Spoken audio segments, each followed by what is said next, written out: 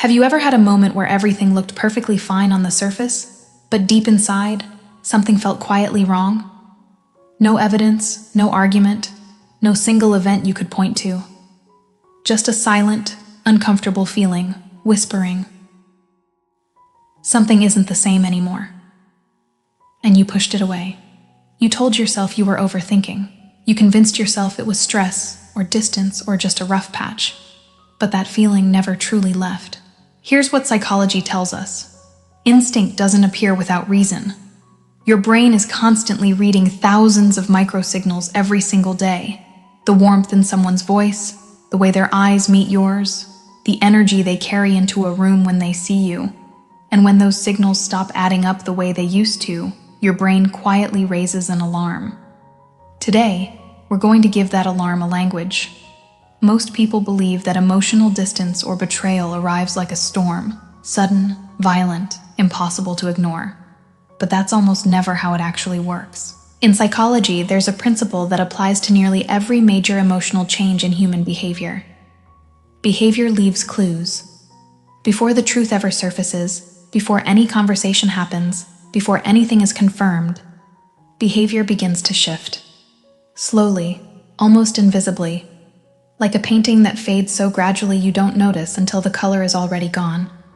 And the reason most men miss these early signals isn't because they're careless. It's because love itself creates a kind of protective blindness. When a man is deeply invested in a relationship, his brain does something instinctive. It protects what it values. So when something feels off, the mind generates explanations that keep the relationship safe. She's just busy. She's stressed at work. I'm reading too much into this. I don't want to seem insecure. This isn't weakness. It's actually a reflection of how deeply he cares. But that same protective instinct, left unchecked, becomes the reason the truth arrives so late. Today, I want to walk you through 5 psychological patterns that tend to appear when emotional energy starts shifting in a relationship. Not accusations, not paranoia. Just an honest look at how human behavior actually works, because understanding behavior is always more powerful than reacting to it. Sign 1, the emotional energy shift. The first pattern is so subtle that most men don't even recognize it as a signal at all. Her energy toward you quietly decreases. Conversations still happen. Time together still exists. But something underneath the interaction feels different. She listens, but the curiosity in her eyes has dimmed. She smiles, but the spontaneity that used to come naturally now seems to require a little more effort. The warmth that once filled the space between you has become slightly cooler, and you can't quite explain why. Psychology describes emotional energy as a finite resource. When a person begins investing emotionally in someone or something new, that energy starts flowing in a new direction. The place it once flowed toward receives progressively less, not because of any single decision, but because attention naturally follows interest. Attention is the currency of attraction, and where that currency moves tells you more about a relationship than any conversation ever could. The painful part is that this shift rarely feels dramatic enough to address directly. It's more like a slow dimming of light, and by the time you're sure the room has gotten darker, a lot of time has already passed. Sign 2, irritation over small things. This pattern is particularly confusing because it can so easily be mistaken for normal relationship friction. Habits she once found endearing, or simply never mentioned, suddenly seem to bother her.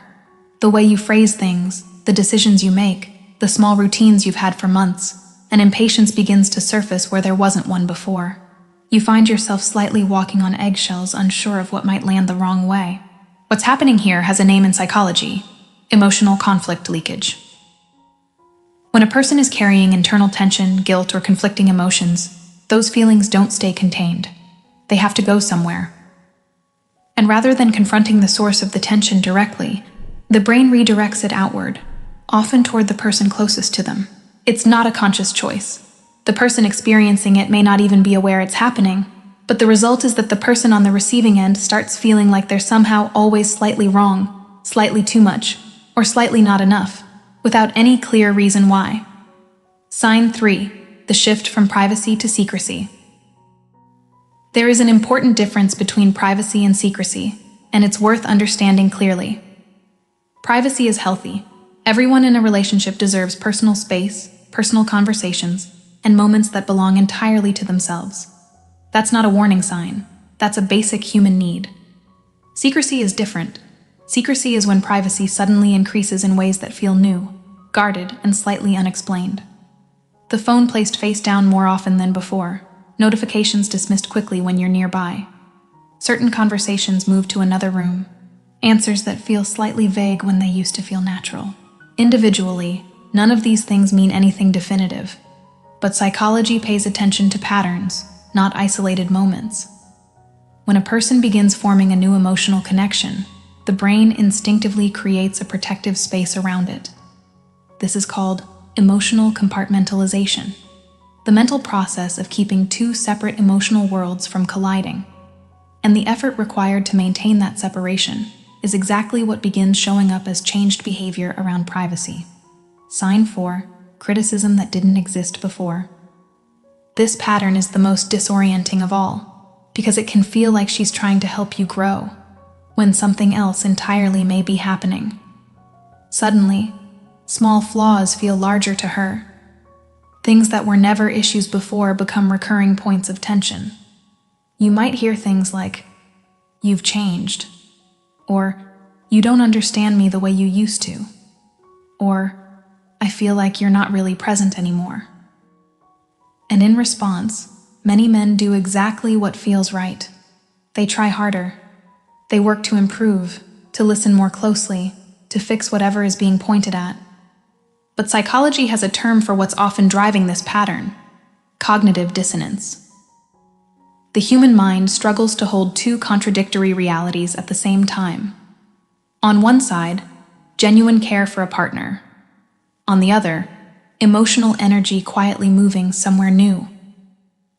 To ease that internal conflict, the brain begins unconsciously reframing the existing relationship. The good things shrink. The imperfections grow. The narrative shifts from, "This relationship is worth protecting," to, "Something here isn't working. Something here isn't." It's not calculated cruelty. It's the mind trying to resolve its own contradiction. But the effect on the man experiencing it is a slow erosion of confidence, because no matter how much effort he puts in, the target keeps moving. Sign 5, when presence becomes physical only. The final pattern is the quietest, and in many ways, the most telling. People move their time and attention toward what genuinely holds their interest.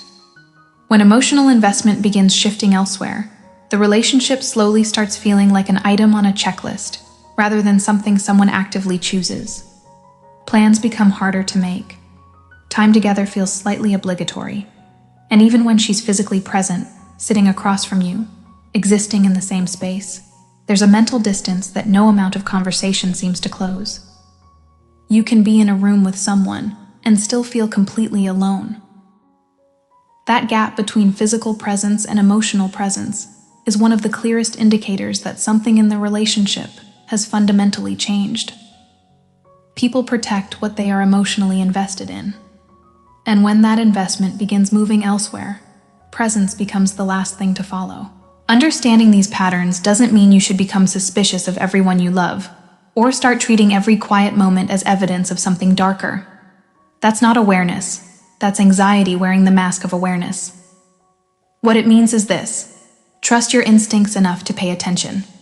Stop dismissing the quiet discomfort your brain is trying to communicate. Stop explaining away patterns that have repeated themselves too many times to be coincidence. Observation is not accusation. Awareness is not paranoia. The goal was never to catch anyone. The goal is to see clearly enough that you can make honest decisions about your own life. The truth doesn't always feel good, but living without it costs far more. In the next video, we're going to talk about something just as important: what actually happens inside a man's psychology after emotional withdrawal, and the specific steps that lead back to genuine strength and clarity. If that's something you need right now, make sure you're subscribed so you don't miss it.